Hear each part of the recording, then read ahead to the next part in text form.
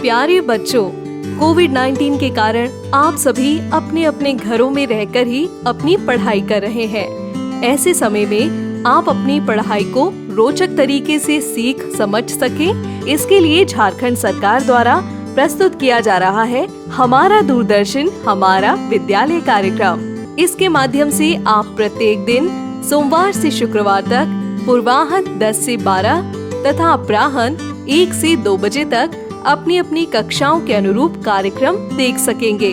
अब पढ़ाई नहीं रुकेगी। स्कूली शिक्षा एवं साक्षरता विभाग झारखंड। नमस्ते दोस्तों, आप सबका स्वागत है। आइए देखते हैं कि आज हम क्या पढ़ेंगे। हम एपिसोड की शुरुआत क्लास 6 के सोशल साइंस सब्जेक्ट के चैप्टर हमारा समाज विविधता से भरा के साथ करेंगे। हम अध्याय का तीसरा भाग पढ़ेंगे। उसके बाद क्लास 7 के सोशल साइंस सब्जेक्ट के चैप्टर लोकतंत्र का दूसरा भाग करेंगे और उन पर आधारित महत्वपूर्ण प्रश्न भी करेंगे। इसके बाद क्लास 8 में सोशल साइंस सब्जेक्ट के चैप्टर भारतीय संविधान का दूसरा भाग पढ़ेंगे और उन पर आधारित महत्वपूर्ण प्रश्न भी करेंगे। इसके बाद क्लास 9 में सोशल साइंस सब्जेक्ट के चैप्टर पालमपुर गांव की कहानी का दूसरा भाग पढ़ेंगे और उन पर आधारित महत्वपूर्ण प्रश्न भी करेंगे। इसके बाद क्लास 11 में केमिस्ट्री सब्जेक्ट के चैप्टर रसायन विज्ञान की कुछ मूल अवधारणाएं को करेंगे और हम पाठ का दूसरा भाग पढ़ेंगे। साथ साथ इस पर आधारित महत्वपूर्ण प्रश्न भी करेंगे। तो आइए शुरू करते हैं हम अपना प्रोग्राम डीजी साथ अब पढ़ाई नहीं रुकेगी।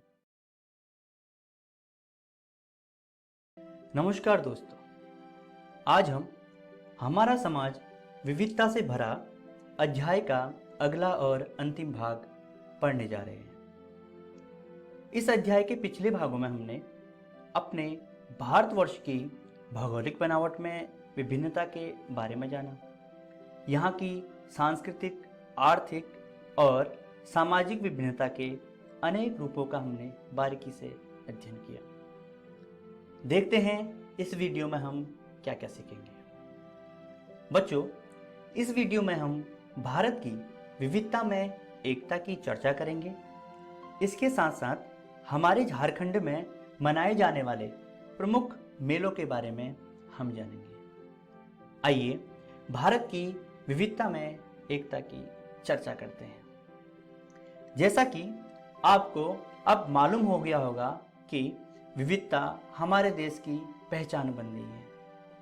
यहाँ की एकता देश की सबसे बड़ी ताकत व विशेषता है। हम भले ही विभिन्न जाति, धर्म या क्षेत्र के हों, लेकिन सबसे पहले हम भारतीय हैं। भारतीय होने का यह भाव ही हमारी एकता का मूल मंत्र है। बच्चों, हमारे देश में एक ही गांव में विभिन्न धर्मों एवं जातियों के लोग रहते हैं। वे एक दूसरे के सुख दुख में सम्मिलित होते हैं, मिलजुल कर समस्याओं का संयुक्त रूप से सामना करते हैं। भाषा, धर्म, जाति आदि की विविधता के बावजूद भी हमारे गांव आपस में जुड़े हुए हैं। हालांकि हमारे देश में सांप्रदायिक झगड़े भी जन्म लेते हैं, लेकिन लोगों के आपसी तालमेल और एक दूसरे पर निर्भरता के कारण समाप्त हो जाते हैं। संसार में ऐसे समाज बहुत कम देखने को मिलते हैं जहां विभिन्न धर्म जाति के लोग आपस में मिलजुल कर रहते हों। आज विश्व के बाकी अन्य देश भी प्रेम, भाईचारा तथा शांति जैसे मूल्यों को अपनाने के अनेक प्रयास कर रहे हैं। बच्चों, हमारे देश के संविधान की प्रस्तावना में समस्त नागरिकों के बीच न्याय, स्वतंत्रता, समानता तथा बंधुत्व की बातों को मुख्य रूप से सम्मिलित किया गया है। आइए अब एक नज़र अपने झारखंड के प्रमुख मेलों की ओर डालते हैं। बच्चों, यह है श्रावणी मेला। यह मेला देवघर में लगता है। हिजला मेला दुमका में लगता है। मुड़मा मेला, मुड़मा मेला रांची के मुड़मा जगह में लगता है। रथ मेला, रथ मेला रांची के जगन्नाथपुर में देखने को मिलता है। राम रेखा धाम मेला, यह मेला सिमडेगा क्षेत्र में लगता है। सूर्यकुंड मेला, सूर्यकुंड मेला हजारीबाग में लगता है। उर्स मेला, उर्स मेला हमारे झारखंड की राजधानी रांची में लगता है। झारखंड में कई जाति और धर्म के लोग मिलजुल कर रहते हैं। यहाँ के गांव में मनाए जाने वाला रामनवमी एवं मुहर्रम का पर्व सांप्रदायिक सौहार्द का अनुपम उदाहरण है। गांव के सभी लोगों की सहभागिता इनमें होती है। इन दोनों अवसरों पर सभी भेदभाव भुला दिए जाते हैं और पूरा गांव एक ही रंग में रंग जाता है। आइए दोस्तों, अब देखते हैं आज हमने क्या क्या सीखा। इस वीडियो में हमने भारत की विविधता में एकता के बारे में चर्चा की, साथ ही झारखंड के प्रमुख मेलों के बारे में हमने अध्ययन किया। आशा करता हूं आपको यह वीडियो पसंद आई होगी। धन्यवाद। नमस्कार दोस्तों, एक बार हम फिर से आपके सामने लेकर आए हैं लोकतंत्र अध्याय का अगला भाग। तो चलिए देखते हैं आज हम क्या क्या पढ़ेंगे। दोस्तों, आज हम पढ़ेंगे भारत में लोकतंत्र के बारे में, जिसके अंदर हम मताधिकार की समानता की चर्चा करेंगे। भारत में समानता और असमानता के मुख्य बिंदुओं को देखेंगे। चलिए शुरू करते हैं भारत में लोकतंत्र। अंग्रेजों से आज़ादी के बाद भारत के नेताओं ने काफ़ी विचार विमर्श के बाद यह निर्णय किया कि भारत की जो शासन प्रणाली होगी वह लोकतांत्रिक होगी। इसके लिए एक संविधान बनाया गया और संविधान को पूरे देश में लागू किया गया। संविधान लागू होते ही भारत एक गणतंत्र देश बन गया। भारत में अप्रत्यक्ष लोकतंत्र की स्थापना हुई। दोस्तों, किसी सफल लोकतंत्र की विशेषता उस देश के नागरिकों को मिलने वाली समानता पर निर्भर करता है। आइए अब हम भारत में मताधिकार की समानता के बारे में चर्चा करते हैं। दोस्तों, किसी भी लोकतांत्रिक देश में वोट देने का अधिकार सबको होता है, क्योंकि जैसा कि हमने पिछले अध्याय में पढ़ा था, लोकतंत्र एक ऐसी शासन प्रणाली है जिसमें सभी को अपना शासक चुनने का अधिकार होता है, चाहे वह पुरुष हो या फिर स्त्री हो, अमीर हो या फिर गरीब हो। हर कोई जिसकी उम्र 18 साल से अधिक है उसे वोट देने का अधिकार होता है। इसे ही वयस्क मताधिकार कहा जाता है। दोस्तों, अब हम बात करते हैं भारतीय लोकतंत्र में समानता के बारे में। भारतीय संविधान में सभी व्यक्तियों को समान माना गया है। इसका अर्थ यह हुआ किसी भी व्यक्ति के साथ लिंग, जाति या धर्म या फिर उस व्यक्ति के शैक्षिक अथवा आर्थिक आधार पर कोई भेदभाव नहीं किया जाता। संविधान में समानता को स्थापित करने के लिए और भी कई तरह के प्रावधान किए गए हैं, जिनमें कानून के समक्ष समानता सबसे महत्वपूर्ण है। बच्चों, कानून की नज़र में हर व्यक्ति समान होता है। इसका अर्थ यह हुआ कि कोई भी व्यक्ति, चाहे वह साधारण मजदूर हो या फिर अधिकारी, उसे कानून का पालन करना पड़ेगा। इसके अलावा हर व्यक्ति को सार्वजनिक स्थानों पर जाने की स्वतंत्रता है, चाहे वह खेल का मैदान हो, कोई होटल हो या फिर बाजार हो। वहां जाने से किसी भी व्यक्ति को रोका नहीं जा सकता।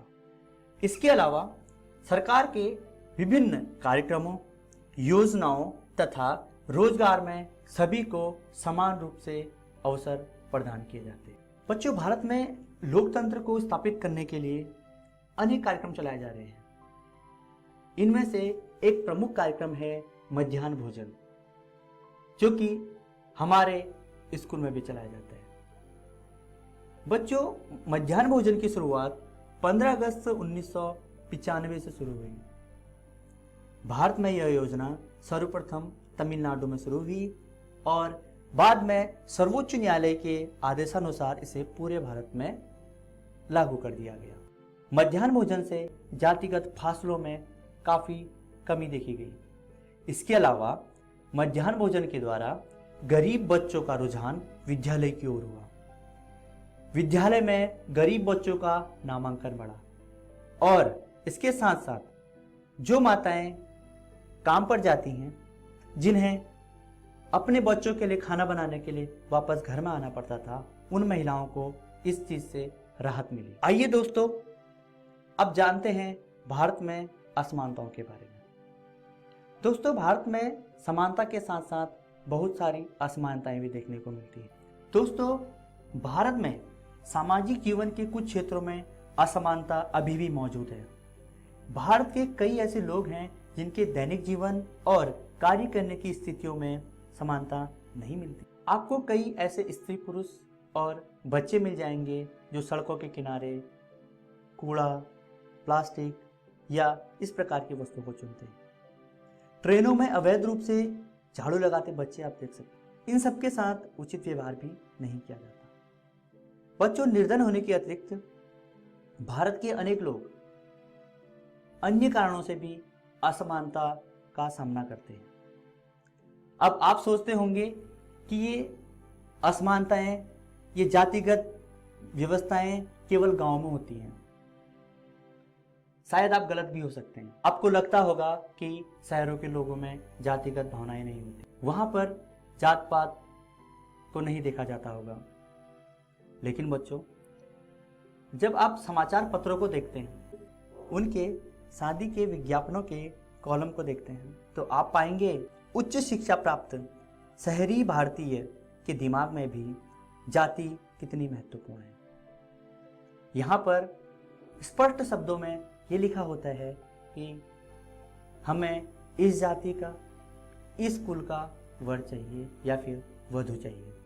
दोस्तों, सरकारी योजनाओं और कार्यक्रमों के अलावा हमें भी जागरूक होना पड़ेगा। हमें भी इसमें सहयोग देना पड़ेगा ताकि हम भारतीय लोकतंत्र में, जो कि विश्व का सबसे शक्तिशाली मजबूत लोकतंत्र है, वहां पर समानता स्थापित कर पाएं। चलिए दोस्तों, अब देखते हैं आज हमने क्या क्या सीखा। दोस्तों, आज हमने भारत में लोकतंत्र के बारे में सीखा, जिसमें हमने मताधिकार की समानता को जाना। उसके अंतर्गत वयस्क मताधिकार के बारे में हमने जाना। हमने भारतीय लोकतंत्र में समानता को देखा। मध्याह्न भोजन कार्यक्रम के बारे में हमने जाना और भारत में क्या क्या असमानताएं हैं, किन किन क्षेत्रों में लोगों को असमानता का सामना करना पड़ता है, ये हमने जाना। आशा करता हूं आप इन सभी बिंदुओं को एक बार जरूर घर पर देखेंगे। चलिए, अब हम देखते हैं अगली वीडियो में हम क्या देखेंगे। बच्चों, अगली वीडियो में हम मानवीय गरिमा का मूल्य, हम बाल संसद और उसका उद्देश्य जानेंगे और साथ ही बाकी जो लोकतांत्रिक देश हैं उन पर भी एक नज़र डालेंगे। आशा करता हूं आपको ये वीडियो बहुत पसंद आई होगी। धन्यवाद।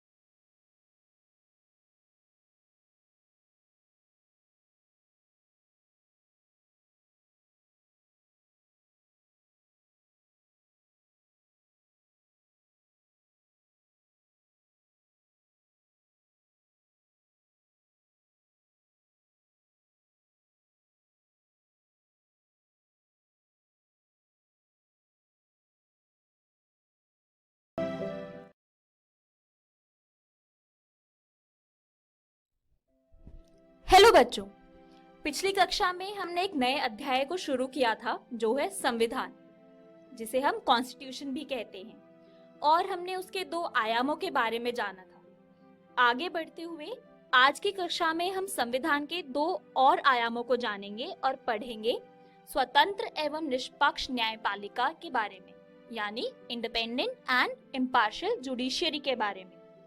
और हम जानेंगे कि हमारे मौलिक अधिकार क्या हैं। तो चलिए आगे बढ़ते हैं और पढ़ते हैं न्यायपालिका के बारे में। न्यायपालिका होती क्या है और हमें इसकी जरूरत क्यों है? तो चलिए बच्चों, न्यायपालिका को हम एक उदाहरण से समझते हैं। आप सब क्रिकेट, फुटबॉल, बास्केटबॉल जैसे खेल तो खेलते ही होंगे। तो ये बताइए कि खेल में किसी भी प्रकार का मतभेद होने पर कौन उसे सुलझाता है? रेफरी और एम्पायर, है ना? तो इसी तरह हमारे देश के प्रशासन अच्छे से चल रहा है या नहीं, संविधान का कोई उल्लंघन तो नहीं हो रहा, उसे सुनिश्चित करने के लिए हमें न्यायपालिका की जरूरत होती है। तो चलिए अब आगे बढ़ते हैं। जैसे कि खेल में रेफरी स्वतंत्र होकर फैसला लेता है, उसी तरह न्यायपालिका भी स्वतंत्र होकर हर मुकदमे का फैसला लेती है। और आपने देखा होगा कि रेफरी जो होता है वो किसी भी टीम का हिस्सा नहीं होता, वो निष्पक्ष होता है। तो उसी तरह हमारी न्यायपालिका भी निष्पक्ष होती है। तो अब चलिए आगे बढ़ते हैं और जानते हैं कि न्यायपालिका को स्वतंत्र कैसे बनाते हैं। हमारे संविधान में लिखा है कि उच्चतम तथा उच्च न्यायालय के न्यायाधीशों की नियुक्ति राष्ट्रपति करता है, और यह भी कि न्यायाधीश पद छोड़ने के बाद सरकार में कोई और पद नहीं ले सकता। इसके अलावा न्यायालय के कर्मचारियों के वेतन पर संसद हस्तक्षेप नहीं कर सकता, यानी कि न्यायाधीश वह न्यायालय में काम करने वाले अन्य कर्मचारियों के वेतन पर संसद का मतदान नहीं होता है। तो अभी हमने जाना हमारे न्यायपालिका के बारे में। अब हम जानेंगे कि हमारे मौलिक अधिकार क्या होते हैं। मौलिक अधिकार वह अधिकार होते हैं जो भारत के सभी नागरिकों को दिए गए हैं। यह अधिकार हमारे विकास के लिए आवश्यक एवं सहायक होते हैं। उदाहरण के रूप में आप यही देख लीजिए कि शिक्षा हमारा मौलिक अधिकार है और शिक्षा हमारे विकास में सहायक होती है। बच्चों, मौलिक अधिकार हमें सरकार की मनमानी एवं निरंकुशता से बचाते हैं। यह सरकार की मनमानी पर रोक लगाते हैं। तो आपको समझ आया कि मौलिक अधिकार होते क्या हैं? तो अब शायद से आप में से कुछ लोग यह सोच रहे होंगे कि हमारे संविधान में कितने मौलिक अधिकार हैं। तो बच्चों, शुरुआत में हमारे संविधान में 7 मौलिक अधिकार दिए गए थे। 1978 में संपत्ति के अधिकार को हटा दिया गया। इसके बाद अभी हमारे पास 6 मौलिक अधिकार हैं। आपको मैंने पहली कक्षा में बताया था कि संविधान एक किताब है। तो इस किताब के भाग 3 में 12 से 30 अनुच्छेद एवं 32 से 35 अनुच्छेदों में मौलिक अधिकार बताए गए हैं। तो अभी हमने जाना कि हमारे पास कितने मौलिक अधिकार हैं। अब हम जानेंगे हमारे मौलिक अधिकारों के बारे में। यह मौलिक अधिकार हर इंसान को जानना बहुत जरूरी है। तो आप आज इन अधिकारों को जानकर अपने माता पिता या भाई बहन को जरूर बताइएगा। तो चलिए बढ़ते हैं अपने पहले अधिकार की ओर, जो है समानता का अधिकार। इसका मतलब है कि हम सब लोग एक समान हैं।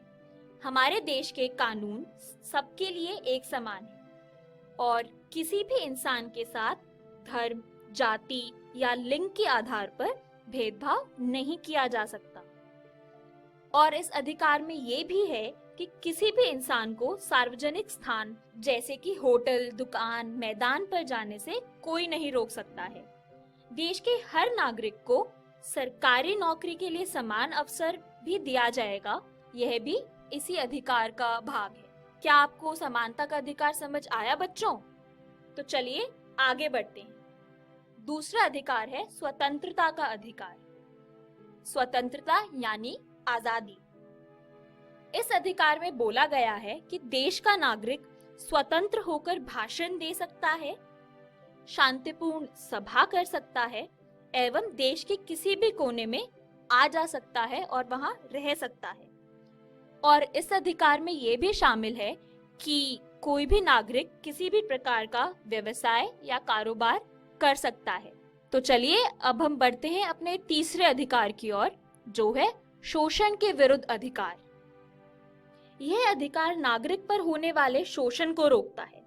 बच्चों, क्या आपको पता है कि इस अधिकार के अंतर्गत बाल मजदूरी यानी कि 14 वर्ष से कम उम्र के बच्चों को खतरनाक काम में लगाना या मजदूरी कराना अपराध है? नहीं? तो आज हमने यह भी सीख लिया। इसके अतिरिक्त तस्करी यानी कि गैर कानूनी तरीके से किसी भी चीज का आदान प्रदान करना भी एक अपराध है। और बच्चों, जबरन श्रम यानी कि फोर्स लेबर भी अपराध है, यानी किसी से भी जबरदस्ती कोई काम कराना, वो भी इस अधिकार के अंतर्गत एक अपराध माना गया है। तो क्या आपको शोषण के विरुद्ध अधिकार के बारे में समझ आया बच्चों? हाँ, तो चलिए आगे बढ़ते हैं। अब देखते हैं धार्मिक स्वतंत्रता का अधिकार। बच्चों, हमारा संविधान कहता है कि सभी नागरिकों को कोई भी धर्म अपनाने का अधिकार है। मतलब कि कोई भी इंसान किसी भी भगवान की पूजा कर सकता है, कोई भी धर्म अपना सकता है। यह करने से उसे कोई नहीं रोक सकता। तो अब इसके साथ हम बढ़ते हैं अपने 5वें अधिकार की ओर, जो है सांस्कृतिक और शैक्षणिक अधिकार। इसमें कहा गया है कि जो भी धार्मिक या भाषीय अल्पसंख्यक हैं। अब बच्चों, आप पूछेंगे कि अल्पसंख्यक का क्या मतलब होता है? तो अल्पसंख्यक मतलब कि जिनकी आबादी देश में बहुत कम है। तो ऐसे लोगों को जिनकी आबादी देश में बहुत कम है, उन्हें अपनी संस्कृति की रक्षा या विकास के लिए संस्थान खोलने का पूरा अधिकार है। तो चलिए बच्चों, अब हम अपने आखिरी अधिकार के बारे में जानते हैं, जो है संवैधानिक उपचार का अधिकार। यह अधिकार सबसे महत्वपूर्ण है।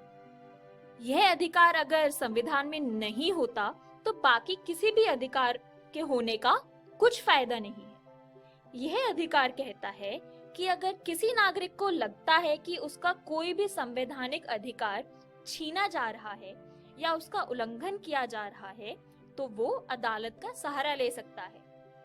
तो क्या आपको अपने मौलिक अधिकारों के बारे में समझ आया बच्चों? तो अब देखते हैं कि आज की इस वीडियो में हमने क्या पढ़ा। आज हमने पढ़ा न्यायपालिका के बारे में कि वो होता क्या है और उसका महत्व क्या है, और हमने जाना कि न्यायपालिका स्वतंत्र एवं निष्पक्ष होती है। इसके अलावा हमने हमारे मौलिक अधिकारों को जाना। हमारे पास 6 अधिकार हैं। हमने उन सभी 6 अधिकारों को विस्तार में जाना। वो अधिकार कौन से हैं बच्चों? समानता का अधिकार, स्वतंत्रता का अधिकार, शोषण के विरुद्ध अधिकार, धार्मिक स्वतंत्रता का अधिकार एवं सांस्कृतिक और शैक्षणिक अधिकार। आशा करती हूँ बच्चों कि आज के वीडियो में पढ़ाए गए विषय आपको समझ आए होंगे और आगे की कक्षा में हम मौलिक कर्तव्यों को जानेंगे। धन्यवाद।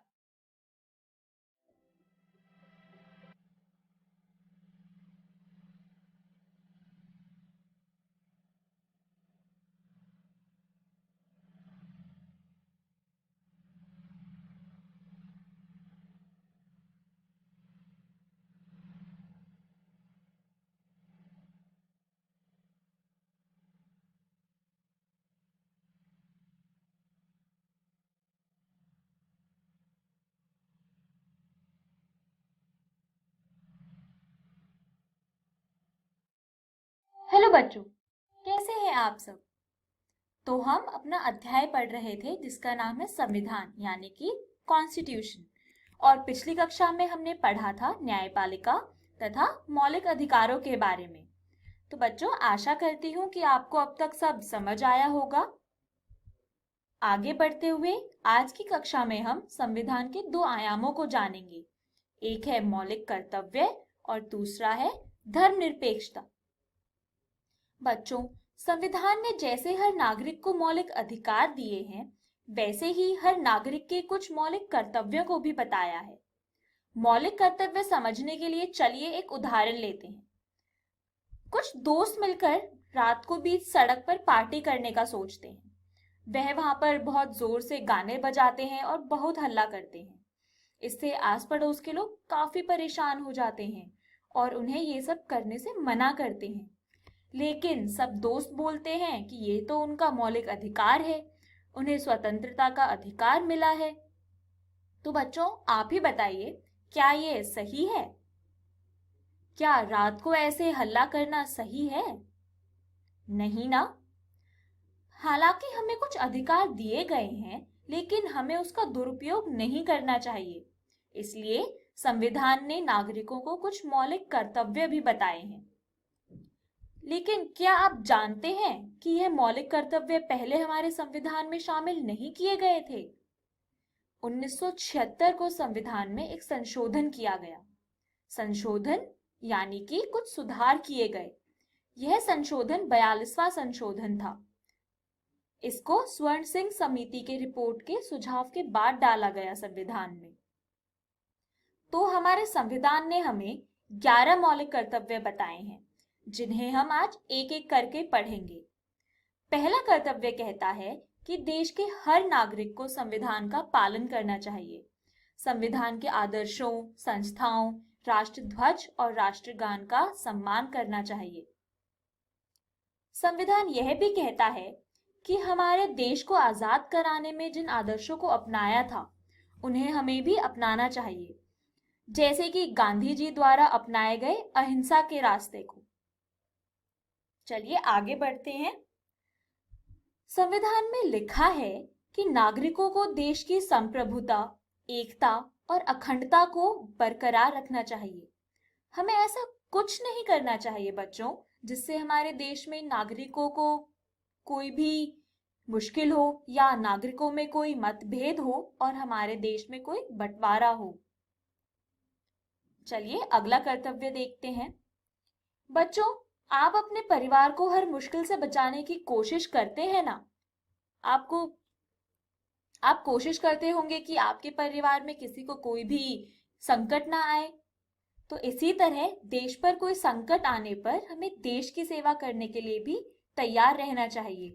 यह भी हमारा एक कर्तव्य है। चलिए अगला कर्तव्य देखते हैं। तो संविधान कहता है कि हमें देश के सभी नागरिकों के साथ शांति और भाईचारे की भावना के साथ रहना चाहिए। हमें औरतों के सम्मान की रक्षा करनी चाहिए और कोई भी ऐसा काम नहीं करना चाहिए जिससे उनके सम्मान को ठेस पहुंचे। ठीक है बच्चों, इसे याद रखिएगा। तो इसी के साथ आगे बढ़ते हैं। बच्चों, हमारे देश की संस्कृति, परंपरा को समझना और उसकी रक्षा करना भी हमारा मौलिक कर्तव्य है। हमारे देश की संस्कृति हमारे लिए अनमोल है और उसको समृद्ध बनाने में हमारे देश के लोगों का बड़ा योगदान है। उसकी रक्षा करना भी हमारा ही कर्तव्य है बच्चों। चलिए आगे बढ़ते हैं और देखते हैं पर्यावरण। हमारा पर्यावरण जैसे कि वन, झील, नदी और वन्य जीव हमारे लिए बहुत जरूरी है। ये हमें अनेक प्रकार की जरूरतों को पूरा करते हैं और हमारे जीवन में जरूरी होते हैं। इसको सुरक्षित रखना भी हमारा एक कर्तव्य है। हमें इसे कोई भी नुकसान नहीं पहुंचाना चाहिए और इसे सुधारना भी हमारा ही मौलिक कर्तव्य है। इसी के साथ आगे बढ़ते हुए देखते हैं कि हमारे संविधान में और क्या कहा गया है। हमारा संविधान कहता है कि देश के नागरिकों में विज्ञान को जानने की उत्सुकता होनी चाहिए। जैसा कि अभी आप लोग भी अपनी विज्ञान की कक्षा में कुछ नई नई चीजों को जानते होंगे, तो उसी तरह सभी नागरिकों को विज्ञान को जानने की उत्सुकता होनी चाहिए, चीजों को समझने की कोशिश करनी चाहिए और उसे सुधारने की कोशिश करनी चाहिए। ठीक है, इसी के साथ आगे बढ़ते हैं। सार्वजनिक संपत्ति के बारे में कुछ बात करते हैं। सार्वजनिक संपत्ति यानी कि ऐसी वस्तुएं या ऐसी जगह जिसे सभी नागरिक इस्तेमाल कर सकते हैं, जैसे कि road, hospital, post office, school इत्यादि। इन सबको सुरक्षित रखना हर नागरिक का कर्तव्य है। जैसे हम अपने सामान की सुरक्षा करते हैं और उसे कोई भी नुकसान नहीं पहुंचाते, उसी तरह हमें सार्वजनिक संपत्ति को भी सुरक्षित रखना चाहिए। यह हमारा कर्तव्य है। चलिए आगे बढ़ते हैं। हमारा संविधान यह भी कहता है कि जीवन के हर एक क्षेत्र में हमें आगे बढ़ने की कोशिश करनी चाहिए, जिससे कि व्यक्ति का विकास हो और साथ ही साथ पूरे देश का भी विकास हो सके और हमारा देश एक नई ऊंचाइयों को छू सके। तो बच्चों, आप भी अपनी पढ़ाई में मन लगा तो दोस्तों, आप भी मन लगाकर पढ़ाई कीजिए, जिससे आपका विकास हो और उसके साथ साथ देश का भी विकास हो सके, क्योंकि देश का विकास देश के बच्चों और युवाओं से ही होता है। ठीक है, तो आगे बढ़ते हैं और जानते हैं अगले कर्तव्य को। यह कर्तव्य कहता है कि माता पिता को 6 से 14 वर्ष के बच्चों को पढ़ने का पूरा अवसर देना चाहिए। बच्चों, शिक्षा हमारा एक मौलिक अधिकार है, जैसा कि आपको याद होगा।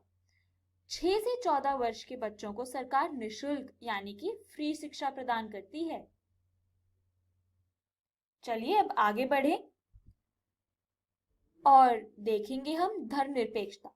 अभी हमने पढ़ा हमारे मौलिक कर्तव्यों को। तो बच्चों, अभी हमने पढ़ा हमारे मौलिक कर्तव्यों को। अगला संविधान का आयाम है धर्मनिरपेक्षता। धर्मनिरपेक्षता होती क्या है? तो धर्मनिरपेक्षता का अर्थ है धर्म के प्रति निरपेक्ष भाव रखना। संविधान कहता है कि सभी को अपने धर्म और तौर तरीके अपनाने का अधिकार है। इसका मतलब है कि हर नागरिक को कोई भी धर्म को अपनाने की छूट दी गई है। सरकार उसमें दखल नहीं दे सकती। इसके अलावा कोई भी धर्म का इंसान दूसरे धर्म के इंसान को दबा नहीं सकता है। ठीक है, तो अभी हमने जाना धर्मनिरपेक्षता के बारे में और हमारे मौलिक कर्तव्यों के बारे में। इससे पहले पिछली कक्षा में हमने हमारे मौलिक अधिकारों के बारे में जाना था। तो चलिए अभी बात करते हैं एक अलग तरीके के अधिकार के बारे में, जिसे हम मानवाधिकार कहते हैं। यह अधिकार संविधान में नहीं बताया गया है, क्योंकि यह अधिकार हमें जन्म से ही प्राप्त है। यह कुछ ऐसे अधिकार हैं जो जीने के लिए आवश्यक होते हैं और इन्हें किसी भी परिस्थिति में परिवर्तित नहीं किया जा सकता। तो देखते हैं कि ये क्या अधिकार हैं। इसमें प्रदूषण से मुक्त वातावरण, जीने का अधिकार, महिलाओं के साथ सम्मानजनक व्यवहार जैसे अधिकार शामिल हैं। तो चलिए देखते हैं कि आज हमने क्या पढ़ा। तो बच्चों, आज हमने मौलिक कर्तव्यों के बारे में जाना कि वे क्या होते हैं और उनकी जरूरत क्यों है। हमने धर्मनिरपेक्षता को भी पढ़ा और जाना कि उसका अर्थ क्या होता है। इसके अलावा हमने आज एक अलग तरीके के अधिकार को पढ़ा, जो है मानवाधिकार। तो आशा करती हूँ बच्चों कि आपको यह अध्याय समझ आया होगा। अगली कक्षा में हम एक नया अध्याय शुरू करेंगे। धन्यवाद।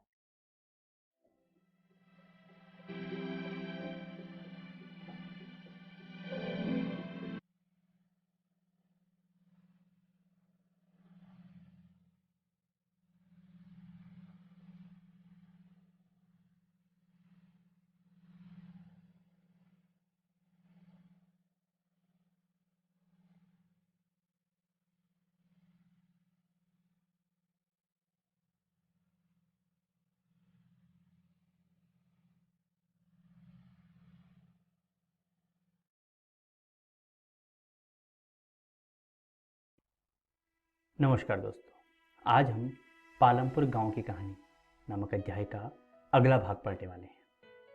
पिछले भाग में हमने पालमपुर की खेती के बारे में चर्चा करते हुए उत्पादन और उत्पादन के साधनों की चर्चा भी की थी। आज के इस अध्याय में हम भूमि का वितरण, श्रम, पालमपुर में गैर कृषि क्रियाएं तथा मिश्रीलाल की कहानी इत्यादि बिंदुओं पर चर्चा करने वाले हैं। तो चलिए शुरू करते हैं आज का अध्याय। बच्चों, भूमि एक प्राकृतिक संसाधन है, अतः इसका सावधानीपूर्वक प्रयोग करने की जरूरत होती है। बच्चों, यह दुर्भाग्य की बात है कि खेती में काम में लगे हुए पालमपुर के सभी लोगों के पास पर्याप्त भूमि नहीं है। पालमपुर में 450 परिवारों में से लगभग 1/3 अर्थात 150 परिवारों के पास खेती के लिए भूमि ही नहीं है। 1960 में कृषक गोविंद के पास 2.25 हेक्टेयर अधिकतर असिंचित भूमि थी। गोविंद अपने 3 पुत्रों की मदद से इस भूमि पर खेती करता था। यद्यपि वे बहुत आराम से तो नहीं रह रहे थे, लेकिन उनके पास एक भैंस थी जिसकी अतिरिक्त आय के द्वारा वे अपना गुजारा कर ले रहे थे। गोविंद की मृत्यु के पश्चात उसकी यह जमीन उसके 3 पुत्रों के बीच बढ़ गई। अब प्रत्येक के पास 0.75 हेक्टेयर भूमि का टुकड़ा था, परंतु अब बेहतर सिंचाई व्यवस्था और खेती की आधुनिक विधियों के बावजूद गोविंद के बेटे अपनी जमीन से गुजारा नहीं कर पा रहे हैं। वर्ष के कुछ भाग में उन्हें कुछ अतिरिक्त कार्य ढूंढना पड़ जाता है। खेतों में काम करने वाले श्रमिक मजदूरी के आधार पर कार्य करते हैं, या फिर उन्हें कटाई के वक्त या पूरे साल के लिए काम पर रखा जाता है। पालमपुर गांव में डाला नामक यह व्यक्ति दैनिक मजदूरी पर काम करता है और यह एक भूमिहीन श्रमिक है। इसका मतलब है कि उसे लगातार काम करते रहना पड़ता है। वैसे तो सरकार द्वारा खेतों में काम करने वालों के लिए एक दिन का न्यूनतम वेतन 115 रुपये रखा है, लेकिन डाला को मात्र 80 रुपये ही मिलते हैं। पालमपुर में खेतीहर श्रमिकों में बहुत ज़्यादा स्पर्धा है, इसलिए लोग कम वेतन में भी काम करने को सहमत हो जाते हैं। डाला अपनी स्थिति के बारे में रामकली से शिकायत करता है। डाला और रामकली दोनों गांव के निर्धनतम व्यक्तियों में से हैं। आजकल काम मिलना कठिन है, केवल बड़े किसान ही हमें रखते हैं, वो भी बहुत कम दिनों के लिए। घनश्याम एक बड़ा किसान है और उसने अभी अभी हार्वेस्टर खरीदा है, इसलिए इस वर्ष कटाई के मौसम में हमें और भी कम काम मिलेगा। पिछले वर्ष मैंने 5 महीने से भी कम काम किया था। मैंने महेश से पिछले साल 1000 रुपये लिए थे और अब 2000 चुकाने हैं। मेरे पास अभी खुद भोजन के पैसे नहीं हैं। मेरा भी हाल बुरा है। पिछले कर्ज की वजह से साहूकार अब मुझे पैसे देने से मना कर देते हैं। अब आप समझ सकते हैं कि भूमिहीन और छोटे किसानों की पालमपुर में क्या स्थिति है। पालमपुर में जो छोटे किसान हैं वे या तो अपने छोटे से टुकड़े में खेती का काम करते हैं या फिर दूसरे के वहाँ जाकर काम करते हैं। वहीं दूसरी ओर इन बड़े और मझोले किसानों की स्थिति छोटे किसानों से अच्छी होती है। इन लोगों के पास ज़्यादा भूमि होने के कारण इनकी उपज भी अच्छी हो जाती है। ये बड़े किसान उस उपज से अपने परिवार का पालन पोषण तो करते ही हैं, साथ ही उस उपज को यानी बचे हुए उपज को रायगंज के बाज़ार में बेचकर अच्छी कमाई कर लेते हैं। इस प्रकार बचे हुए इस उत्पादन की बिक्री को अधिशेष की बिक्री कहा जाता है। खेती के इन कार्यों के अलावा पालमपुर में अन्य क्रियाएं भी देखी जा सकती हैं। पालमपुर में केवल 25% लोग गैर कृषि क्रियाएं करते हैं। इन गैर कृषि क्रियाओं में सबसे पहले बात करते हैं डेयरी की। पालमपुर में कई परिवारों में डेयरी एक प्रचलन क्रिया है। लोग अपनी भैंसों को कई तरह की घास और बरसात के मौसम में उगने वाली ज्वार और बाजरा खिलाते हैं।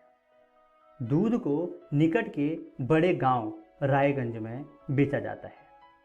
शाहपुर शहर के 2 व्यापारियों ने रायगंज में दूध संग्रहण एवं शीतलन केंद्र खोला है, जहां से दूध का दूर दराज के शहरों और कस्बों में व्यापार होता है। इसके अलावा पालमपुर में लघु स्तरीय विनिर्माण कार्य भी होता है।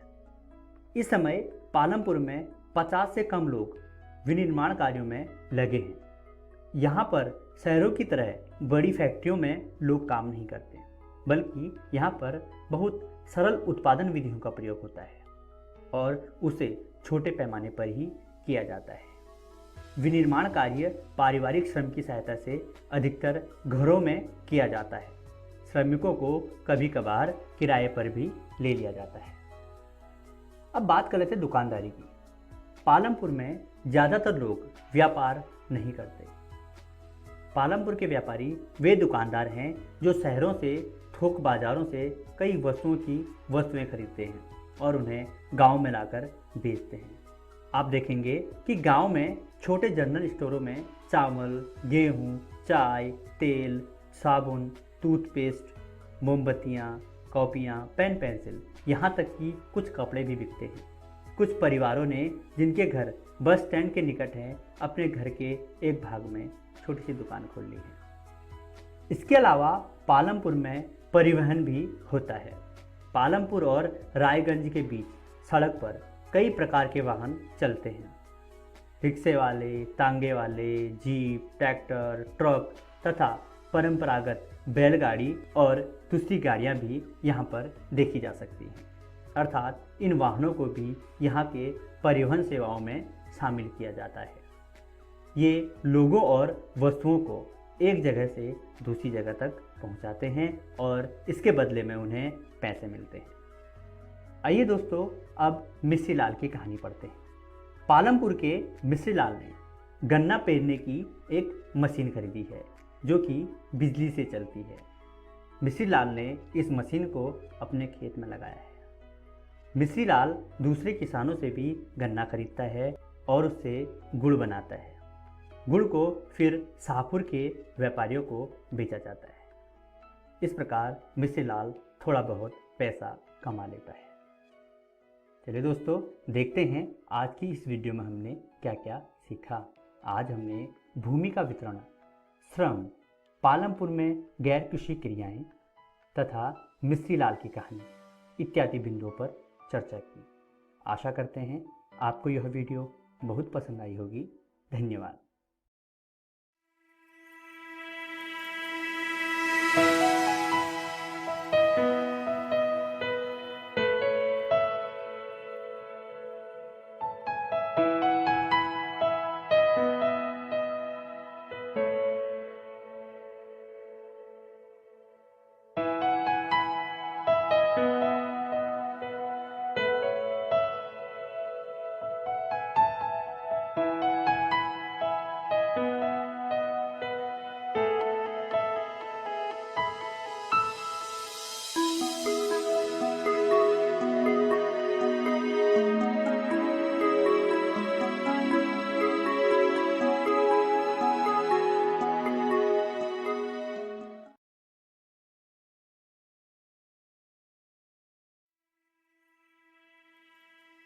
नमस्कार दोस्तों, आज हम अपना नया अध्याय शुरू करने जा रहे हैं जिसका नाम है रसायन विज्ञान की कुछ मूल अवधारणाएं का भाग 2।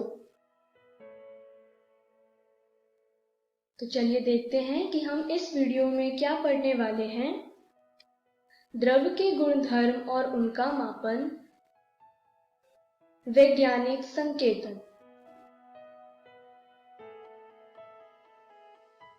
तो चलिए शुरू करते हैं हम अपनी वीडियो को भौतिक राशियों के परिचय से। क्या आप भौतिक राशियों के बारे में जानते हैं? भौतिक राशियां उन राशियों को कहते हैं जिनका मापन और तौलन संभव हो। भौतिक राशियां दो प्रकार की होती हैं। एक होती है मौलिक राशियां और दूसरी होती है व्युत्पन्न राशियां। आइए एक एक करके इन दोनों राशियों के बारे में जानते हैं। पहले बात करते हैं मौलिक राशियों के बारे में। मौलिक राशियां वह राशियां होती हैं जिन्हें अन्य के संदर्भ में व्यक्त नहीं किया जा सकता। उदाहरण से समझे तो तापमान, पदार्थ की मात्रा, द्रव्यमान, यह सब मौलिक राशियां कहलाती हैं क्योंकि इन्हें अन्य राशियों के संदर्भ में व्यक्त नहीं किया जा सकता। स्क्रीन पर दिया गया टेबल अन्य मौलिक राशियों को और उनके SI मात्रक के प्रतीक को दर्शाता है। आइए एक एक कर हम इन मौलिक राशियों के बारे में जानें। जैसे लंबाई, इसका SI मात्रक का प्रतीक है मीटर, जिसे हम m से लिखते हैं। द्रव्यमान, इसका एसआई मात्रक का प्रतीक है किलोग्राम, जिसे हम केजी से प्रतीत करते हैं। समय, जिसका एसआई मात्रक का प्रतीक है सेकंड। विद्युत धारा यानी इलेक्ट्रिक करंट, जिसका एसआई यूनिट है एम्पेयर, जिसे हम ए से लिखते हैं। बाकी की मौलिक राशियों को आप अपने कॉपी में लिख सकते हैं। मौलिक राशियों के बाद हमारी दूसरी राशियां हैं व्युत्पन्न राशियां। आइए व्युत्पन्न राशियों की परिभाषा को देखते हैं। व्युत्पन्न राशियां वह राशियां होती हैं जिन्हें अन्य के संदर्भ में व्यक्त किया जा सकता है। उदाहरण से समझे तो त्वरण यानी एक्सेलरेशन, क्षेत्र यानी एरिया, यह सारी व्युत्पन्न राशियां कहलाती हैं। स्क्रीन पर दिया गया टेबल अन्य व्युत्पन्न राशियों को दर्शाता है और उनके एसआई मात्रक का प्रतीक भी दर्शा रहा है। जैसे त्वरण, जिसका एसआई मात्रक का प्रतीक है मीटर पर सेकंड स्क्वायर। घनत्व यानी डेंसिटी, जिसका एसआई मात्रक का प्रतीक है किलोग्राम पर मीटर क्यूब। दाब यानी प्रेशर, जिसका एसआई यूनिट या एसआई मात्रक का प्रतीक है पास्कल। बाकी की व्युत्पन्न राशियां आप अपनी कॉपी में लिख सकते हैं।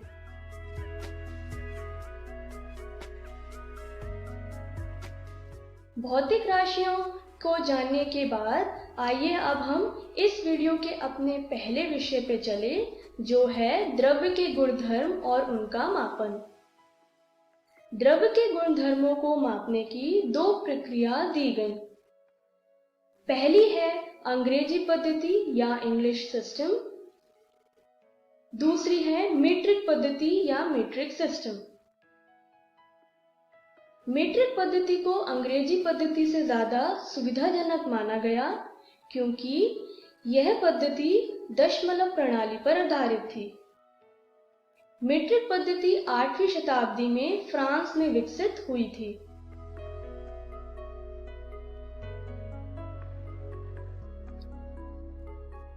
आइए अब बात करते हैं मात्रकों की अंतरराष्ट्रीय पद्धति यानी एसआई यूनिट के बारे में, जो कि मीट्रिक पद्धति का ही एक महत्वपूर्ण भाग है। मात्रकों की अंतरराष्ट्रीय पद्धति यानी एसआई यूनिट एक आधुनिक प्रणाली है जो पुराने मीट्रिक सिस्टम पर आधारित है।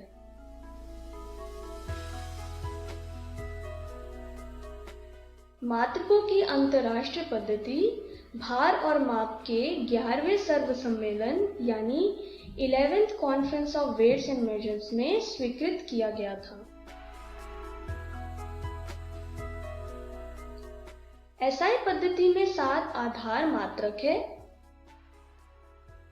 आइए एक एक कर हम इन 7 आधार मात्रक के बारे में जानें।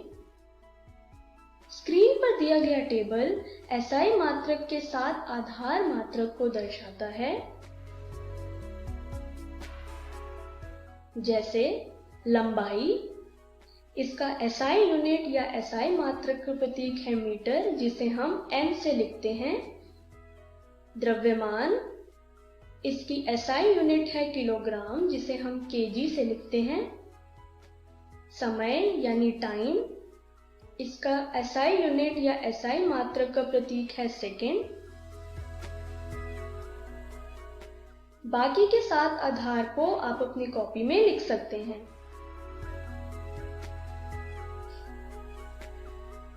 आइए अब बात करते हैं एसआई पद्धति में प्रयुक्त पूर्व लगन के बारे में। पूर्व लगन का उपयोग एसआई इकाइयों के दशमलव गुणांकों को बनाने में किया जाता है। कुछ पूर्व लगन के बारे में आइए जानते हैं। जैसे 10⁻⁻12 को हम पिको कहते हैं, 10⁻³ को हम मिली कहते हैं, 10⁻² को हम सेंटी कहते हैं। उसी तरीके से 10⁻12 को हम टेरा कहते हैं, 10⁻³ को हम किलो कहते हैं और 10⁻² को हम हेक्टो कहते हैं। आइए अब हम अपने अगले विषय पे चले, जो है वैज्ञानिक संकेतन। वैज्ञानिक संकेतन एक गणितीय अभिव्यक्ति है जिसका उपयोग 1 और 10 के बीच दशमलव संख्या को 10 से गुणा करने के लिए किया जाता है, जिससे हम कम अंकों से बड़ी संख्या को लिख सकें। वैज्ञानिक संकेतन का एक महत्वपूर्ण भाग है सार्थक अंक। आइए अब हम सार्थक अंक को जानें। किसी राशि के मापन में प्रयुक्त वे अंक जो मापक यंत्र की यथार्थ के अंतर्गत उस राशि के मान को व्यक्त करते हैं, वह अंक सार्थक अंक कहलाते हैं। अनिश्चितता को व्यक्त करने के लिए पहले निश्चित अंक को अंतिम अंक के रूप में लिखा जाता है। आइए इसे एक उदाहरण से समझें। 11.2 ml एक संख्या है जिसमें 11 एक निश्चित अंक है और दशमलव के बाद की संख्या यानी 2 यहाँ पर एक अनिश्चित अंक है। ml यहाँ पर एक SI मात्रा है। सार्थक अंक को ज्ञात करने के लिए कुछ नियम दिए गए। आइए अब हम इन नियमों को एक एक कर जानते हैं। पहला नियम यह कहता है कि सभी गैर शून्य अंक सार्थक अंक होते हैं। आइए इसे एक उदाहरण से समझें। 285 में 3 सार्थक अंक हैं।